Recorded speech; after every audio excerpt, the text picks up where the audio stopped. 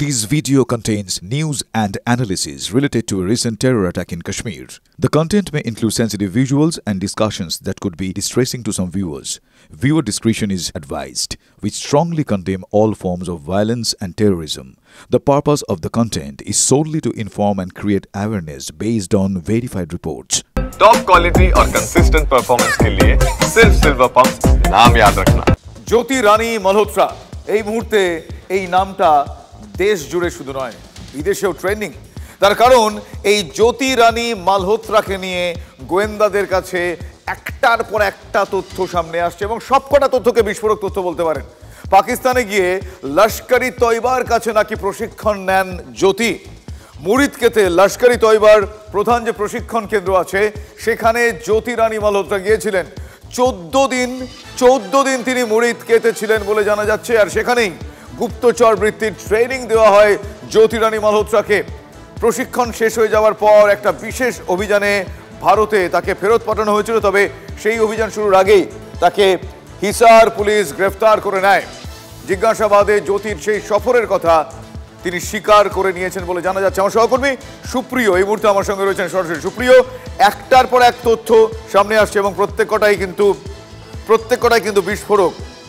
তাকে কোন অভিযানের দায়িত্বে ভারতে পাঠানো হয়েছিল, ফেরত পাঠানো হয়েছিল, সেই বিষয়টা তদন্তকারীরা এখন খতিয়ে দেখছে বলে জানতে পারা যাচ্ছে। এখনো পর্যন্ত এই জ্যোতি রানী মালহোত্রার বিরুদ্ধে যা যা অভিযোগ তার কতটা কাছাকাছি এখনো পর্যন্ত তদন্তকারীরা যেতে পেরেছেন? শুভজিৎ, দেখো, এই জ্যোতি রানী মালহোত্রা তাকে কিন্তু লাগাতার জিজ্ঞাসাবাদ চলছে। আর এই জিজ্ঞাসাবাদের মধ্যে দিয়ে বা তদন্তের গতি প্রকৃতি যত এগোচ্ছে ততই কিন্তু নতুন নতুন তথ্য বা চাঞ্চল্যকর সব তথ্য সামনে উঠে আসছে।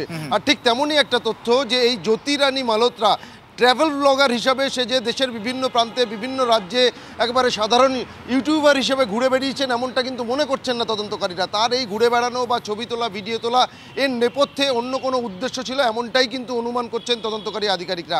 কেন সেই অনুমান করা হচ্ছে তার কারণ, পেহেলগাম হামলার ঠিক মাস 2-2.5 আগে এই জ্যোতি রানী মালহোত্রা সে পাকিস্তানে গিয়েছিলেন এবং লস্করি তৈবার যে প্রধান ট্রেনিং সেন্টার রয়েছে মুরিদকেতে সেখানে কিন্তু 14 দিন তিনি ছিলেন। এমনকি জিজ্ঞাসাবাদে তিনি এই বিষয়টাই কিন্তু তদন্তকারীদের সামনে জানিয়েছেন বলে আমরা সূত্র মারফত জানতে পারছি।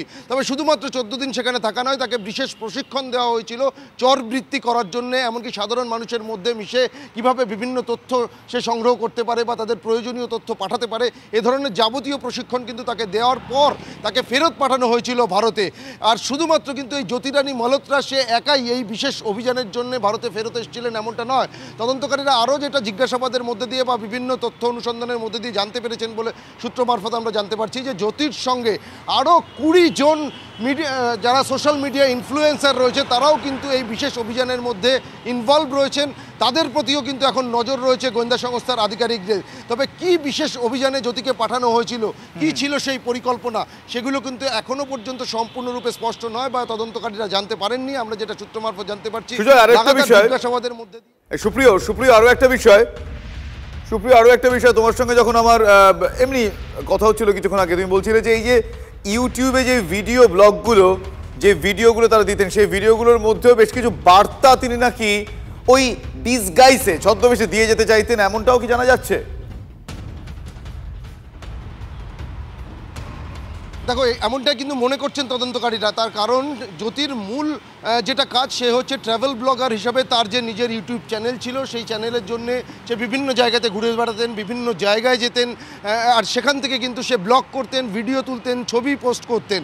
আর এই ছবি তোলা বা ভিডিও করা বা ব্লগ করার পেছনে কিন্তু অন্য কোনো উদ্দেশ্য ছিল বা যে যে জায়গাতে তিনি যাচ্ছেন সেখানকার নির্দিষ্ট কোনো তথ্য তার মাধ্যমে তার যারা হ্যান্ডেলাররা যারা রয়েছেন বা যাদের সঙ্গে তার যোগসূত্র ছিল তাদের কাছে চরবৃত্তি হিসাবে পৌঁছে দেওয়াটাই কিন্তু মূল উদ্দেশ্য ছিল এমনটাই কিন্তু অনুমান করা হচ্ছে বা তদন্ত। এই অনুমানগুলোর সত্যতা কতটা, কোন কোন বিষয়গুলো প্রকট হবে তার সময় বলবে। আপাতত যা জানতে পারা যাচ্ছে আমরা জানলাম। আমার সহকর্মী সুপ্রিয় আমার সঙ্গে ছিল। সুপ্রিয়, থ্যাংক ইউ ভেরি মাচ। আমার সহকর্মী সুপ্রিয় এই মুহূর্তে যেই বিষয়গুলো এখনো পর্যন্ত জানা যাচ্ছে সূত্র মারফত আপনার সামনে তুলে ধরছিলেন। কিন্তু বিশেষজ্ঞরা বিষয়টা কিভাবে দেখছেন, কি মনে করছেন তার আমি জানবো।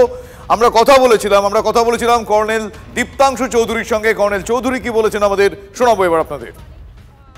একদম, আমি তো এটাই বললাম, কটা জ্যোতি রানী এবং অথবা জ্যোতি মালহোত্রা কজন আছে সেইটা প্রথমে খুঁজে বার করতে হবে। তার আগে যেন একটা বড় কোনো নাশকতার ছক না হয়ে যায়।